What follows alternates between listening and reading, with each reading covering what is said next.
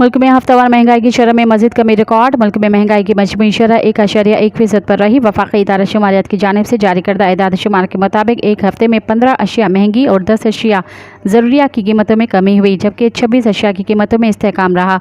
हालिया हफ्ते के दौरान एक हफ्ते में टमाटर 20.83, प्याज 14.43% सस्ते, जबकि चिकन 11.64 और आटा 4.92% सस्ता। अंडे, केले, लहसुन और LPG की कीमतों में भी कमी हुई। एदाद शुमार के मुताबिक आलू 1.80, घी की कीमत में 0.70% इजाफा हुआ, जबकि एक हफ्ते में चीनी की कीमतों में 0.60% इजाफा हुआ। मज़ीद ख़बरन ऐं तफ़सीलात लाइ विज़िट कयो असांजी वेबसाइट www.awamiNewsHD.com ऐं ॾिसंदा रहो अवामी न्यूज़ HD।